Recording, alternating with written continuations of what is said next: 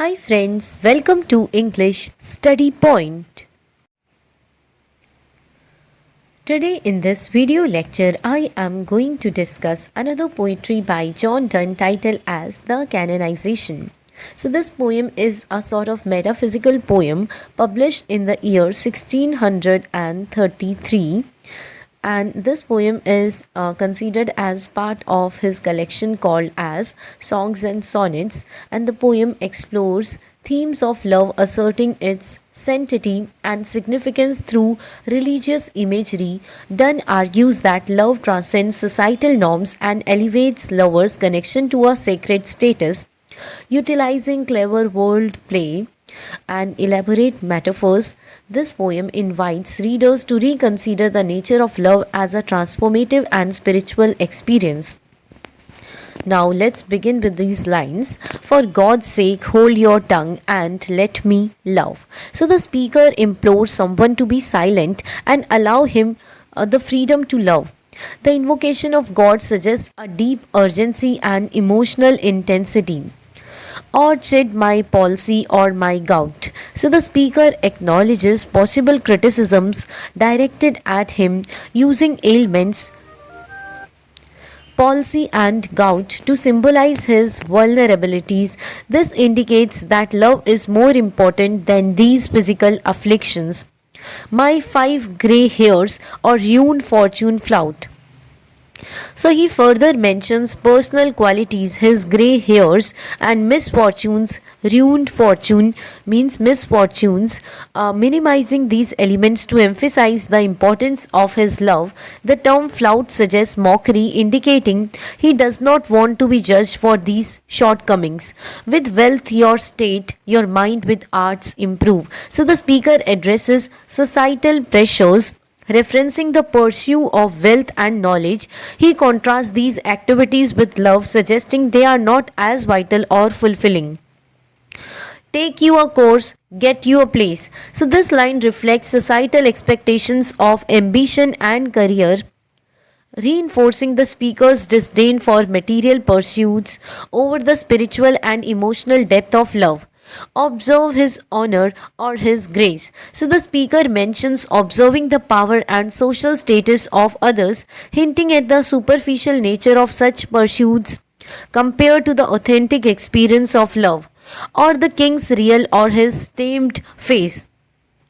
Referring to the king's coin or image symbolizes the transience of wealth and power. It questions the value placed on monarchy and material wealth versus the enduring nature of true love. Contemplate what you will approve. So, here the speaker acknowledges that others can contemplate and approve of whatever they desire, showing a sense of resignation to societal opinions. So, you will let me love. So, the closing line asserts that the speaker only desires permission to love, underscoring his determination to prioritize love above all else, regardless of societal norms or personal afflictions.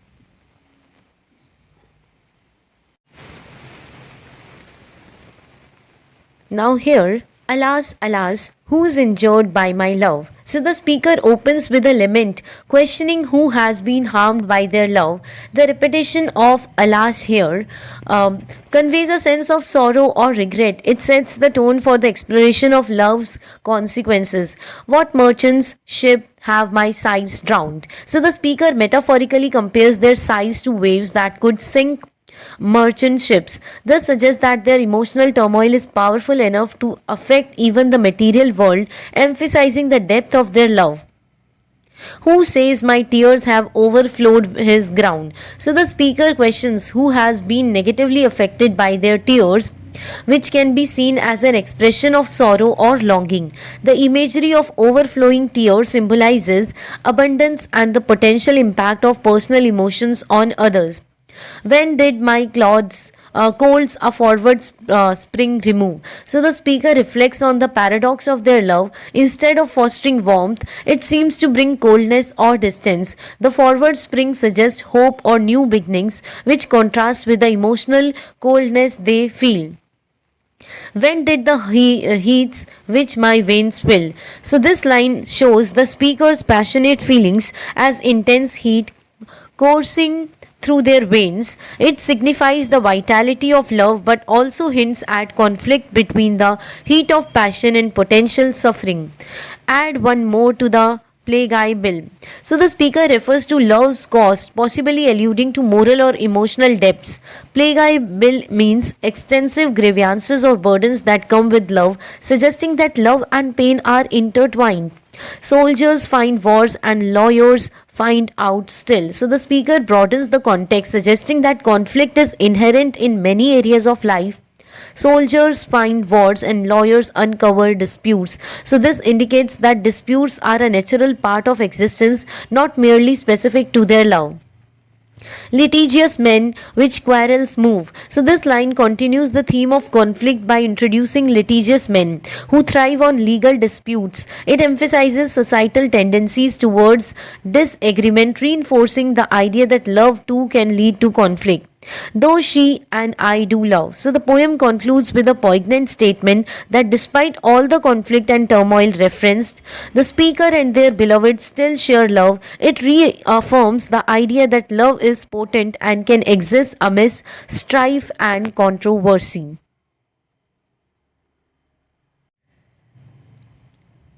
Now here these stanzas says, call us what you will, we are made such by love. So the speaker begins by asserting their identity through love, suggesting that regardless of how external observers label them, love is the defining force of their existence.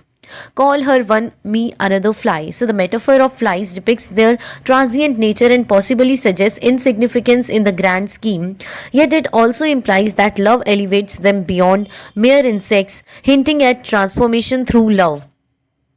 We are tapers too and at our own cost die. So the comparison to tapers means candle signifies that their love brings light, yet it also consumes them, much like a candle that burns down to provide illumination. This suggests that love has both illuminating and destructive qualities.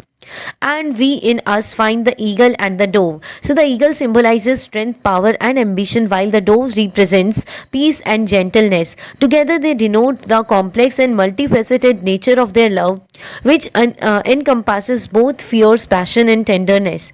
The phoenix riddle hath more wit. So the speaker likens their love to the myth of the phoenix, which is reborn from its ashes. This suggests that love has the capacity for renewal and transformation, embracing complexity, hinting at its wisdom or cleverness.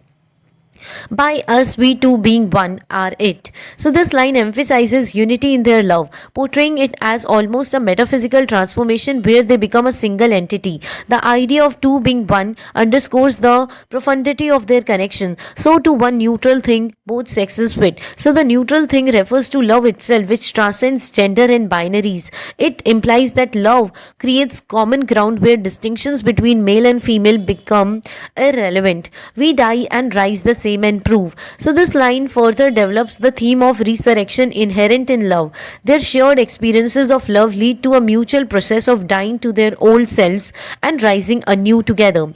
Mysterious by this love. So the speaker concludes this section by affirming that love is enigmatic. Its complexities and transformative power render it a deep mystery, stirring curiosity about the nature of love itself. And then we see we can die by it if not live by love. So the speaker acknowledges the potential for love to lead to suffering. They can be consumed by love if they cannot thrive or sustain themselves through it, and if unfit for tombs and heirs. So the speaker muses on their potential legacy. If they are deemed unworthy of traditional burial rites, tombs and hearses means burial rites, they still seek significance for their love story. And then we see our legend be it will be fit for wars. So they assert that their love story will live on as poetry even if they do not receive a grand physical memorial. Their experiences will be immortalized in verse, and if no piece of chronicle we prove. So this line suggests that if they are not recorded in history, it does not diminish their experience of love or its importance. We will build in sonnets pretty rooms. So the couple intends to create their own symbolic spaces through sonnets, emphasizing the idea that love can create beauty and meaning through artistic expression. As well a well-wrought urn becomes. So the speaker compares their legacy to a crafted urn, suggesting that art can honor memories and experiences just as much as physical burial places can. The greatest ashes as half-acre tombs. So this line suggests that the artistic representation of their love in the form of poetry can be as significant as grand tombs, implying that memory and legacy can exist beyond physical markers. And by these hymns all shall approve. So the speaker confidently asserts that their poetic expressions of love will gain approval from others, suggesting that their love story will resonate with people.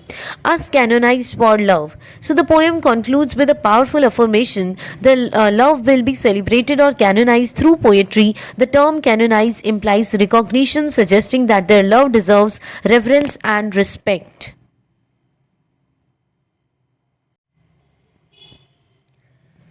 Now in last stanza, we see, and thus invoke us, you whom reverent love. So the speaker addresses the lovers, suggesting that their love is sacred and worthy of veneration. The use of invoke us implies a call to recognize this love's holy nature.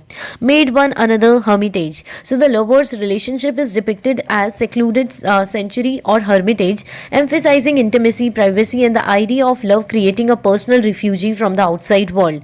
You to whom love was peace, that now is rage. So this line contrasts the initial peacefulness of their love with its current tumult. It shows the paradox of love, suggesting it can transform from harmony to turmoil. Who did the whole world's soul contract and drove? So the lover's love is shown as powerful and encompassing. It is as if their union holds the universe essence, indicating that their love is central and deep. Into the glasses of your eyes. So the glasses refer to the lover's eyes, metaphorically suggesting they reflect the entirety of their experiences and emotions, conveying a depth of understanding and perception. So made such mirrors and such spies. So this line reinforces the idea of the eyes as mirrors that reflect love and life. The term spies implies observation and intimacy, suggesting a keen awareness of each other's inner worlds that they did all to you epitomize. So the lovers are depicted as embodying the essence of the world.